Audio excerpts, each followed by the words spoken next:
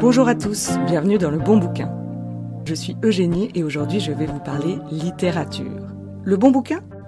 C'est le podcast qui vous redonne le goût des livres à travers des chroniques littéraires, des anecdotes sur le monde de la littérature, des conseils pratiques pour réintégrer la lecture dans votre quotidien. Je vous parle des livres qui m'ont captivée, des livres qui ne m'ont pas laissée indifférente et dont je me souviendrai toute ma vie. Je vous pousse les portes de ma bibliothèque, peuplée de classiques et de romans contemporains, de gros pavés ou de petits livres de rien du tout. Vous êtes prêts ? C'est parti. Comme vous le savez, je suis quelqu'un de très original, le genre de fille qui sort du lot, qui se distingue du peloton. Et donc, pour cet épisode spécial Saint-Valentin, j'ai choisi de vous parler d'amour. Attention, pas n'importe quel amour quand même, de l'amour en littérature. Non, je ne me suis pas foulée, diront quelques rabat-joie.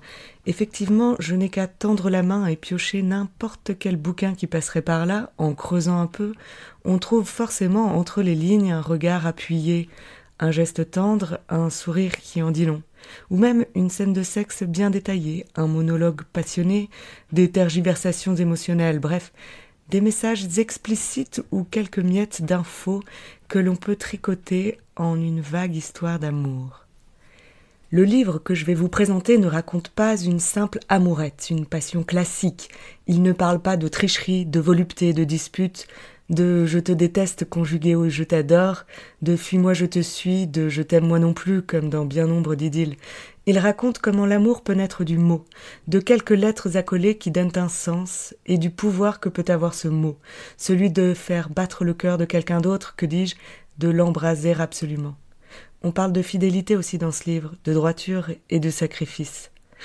Ce livre, c'est une pièce de théâtre et elle s'intitule Cyrano de Bergerac.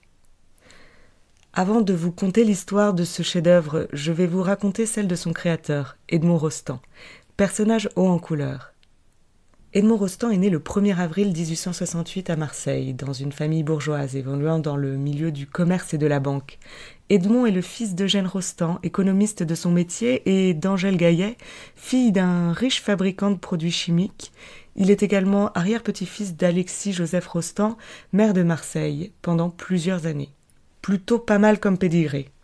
Edmond suit des études de droit, passe le barreau mais n'exerce pas le métier d'avocat et décide à la place de se consacrer à la poésie. Point love. Lors d'un voyage en famille, Edmond tombe éperdument amoureux d'une certaine Rosemonde Gérard, grande poétesse qui deviendra plus tard sa femme et l'une de ses sources d'inspiration principales. Ils auront 2 enfants ensemble. Il la jettera ensuite comme une vieille chaussette en 1915 pour une autre, l'actrice Marie Marquet. Edmond Rostand se fait donc une place dans le monde de la littérature. La première pièce, Le Gant Rouge, a été produite en 1888, mais c'est avec les romanesques, en 1894, qu'il attire l'attention. Cependant, son chef-d'œuvre est sans aucun doute Cyrano de Bergerac, une œuvre acclamée pour son mélange de romantisme, de panache et de tragédie. Elle est représentée pour la première fois le 28 décembre 1897 au théâtre de la Porte Saint-Martin à Paris. Edmond Rostand est ensuite élu à l'Académie française en 1901. Il meurt en 1918 à l'âge de 50 ans de la grippe espagnole. Ce que j'aime chez Edmond, c'est son sens de l'humour. Comme il était né un 1er avril, il avait fondé en 1888 un club des natifs du 1er avril. Les membres de ce club très sélect avaient le droit d'entrer gratuitement dans de nombreux établissements publics, d'obtenir un toit dans les palais nationaux et même de pouvoir rire aux enterrements. Cet humour délectable se retrouve dans ses écrits et notamment dans Cyrano. J'adore. D'ailleurs, parlons de ce Cyrano. Figurez-vous que ce monsieur a réellement existé. Edmond Rostand s'est librement inspiré de la vie et de l'œuvre d'un écrivain libertin du XVIIe siècle, s'appelant Savinien de Cyrano de Bergerac. Cyrano est donc bien une partie du nom de famille de ce fameux Savinien, et non pas son prénom comme beaucoup ont tendance à le penser. Allez, maintenant, place à la chronique.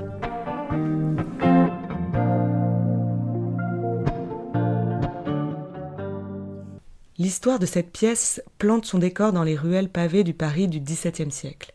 Cyrano, à la fois poète et l'une des plus fines lames du royaume, possède ce nez proéminent, qui l'embarrasse mais qui ne l'empêche pas de s'éprendre de la belle Roxane. Alors, la suite de l'histoire reste un mystère pour moi.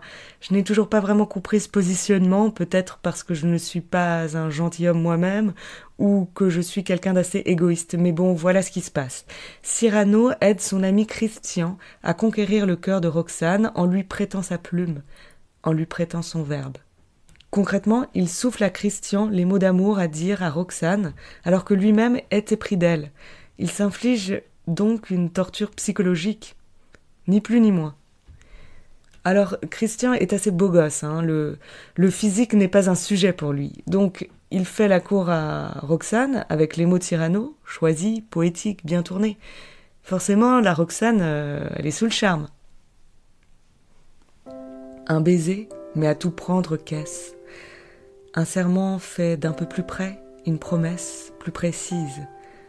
Un aveu qui veut se confirmer, un point rose que l'on met sur le lit du verbe aimé, c'est un secret qui prend la bouche pour oreille, un instant d'infini qui fait un bruit d'abeille, une communion ayant un goût de fleur, une façon d'un peu se respirer le cœur et d'un peu se goûter, au bord des lèvres, l'âme.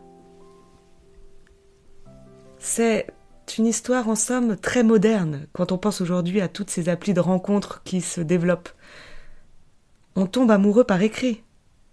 Alors oui, j'ai conscience que je suis peut-être un peu naïve de comparer Cyrano de Bergerac avec ces nouvelles formes de rencontres amoureuses. D'une part parce que j'ai appris qu'il existait des prises de contact un peu cavalières, que parfois le passage du virtuel au réel se fait en un battement de cils, et qu'un « chez moi dans une heure » peut surgir après un simple « bonjour ça va ».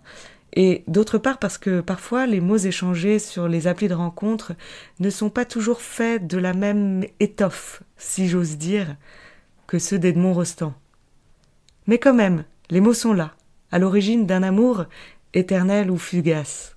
Dans la célèbre scène du balcon, Roxane, croyant parler à Christian, déclare son amour passionné. Cyrano, caché dans l'ombre, improvise des réponses romantiques au nom de Christian. Cette scène est marquée par la poésie, l'humour et le tragique, qui illustrent le conflit entre l'amour sincère et les apparences physiques. Cyrano parle de l'esprit. Je le hais dans l'amour, c'est un crime, lorsqu'on aime de trop prolonger cette escrime. Le moment vient d'ailleurs inévitablement, et je plains ceux pour qui ne vient pas ce moment, où nous sentons qu'en nous, une amour noble existe, que chaque joli mot que nous disons rend triste. Roxane. Eh bien, si ce moment est venu pour nous deux, quel mot me direz-vous ? Cyrano. Tous ceux qui me viendront, je vais vous les jeter en touffe, sans les mettre en bouquet. Je vous aime, j'étouffe, je t'aime, je suis fou, je n'en peux plus, c'est trop. Ton nom est dans mon cœur comme dans un grelot, et comme tout le temps, Roxane, je frissonne, tout le temps le grelot s'agite et le nom sonne. De toi, je me souviens de tout, j'ai tout aimé, je sais que l'an dernier, un jour, le 12 mai, pour sortir le matin, tu changeas de coiffure.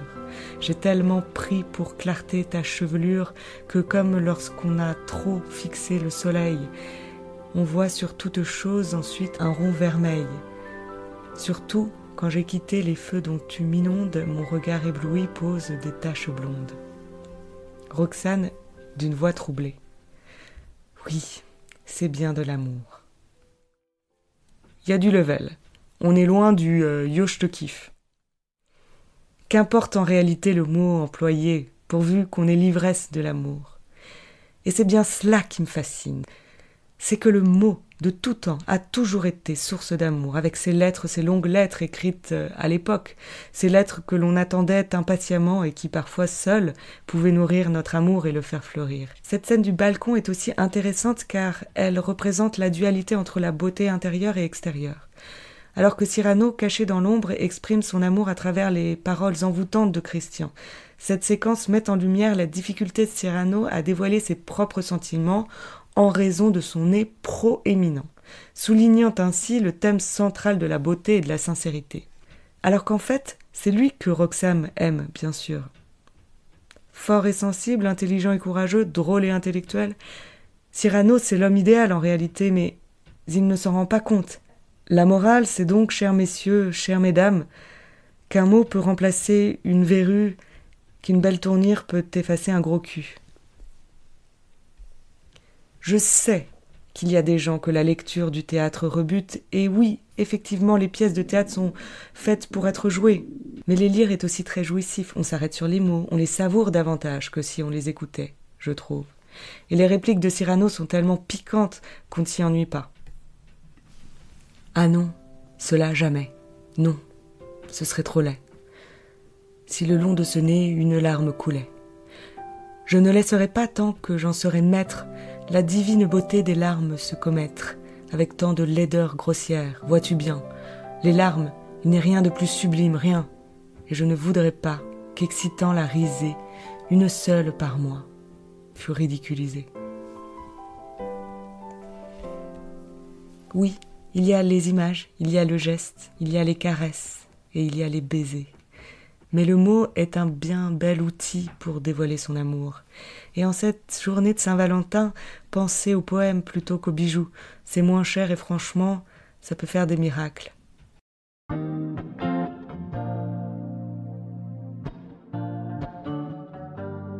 Voilà, c'est la fin de cet épisode, j'espère qu'il vous a plu. N'hésitez pas à parler du bon bouquin autour de vous et à vous abonner au podcast. Ça m'aide beaucoup. On se retrouve dans 2 semaines et d'ici là, bonne lecture.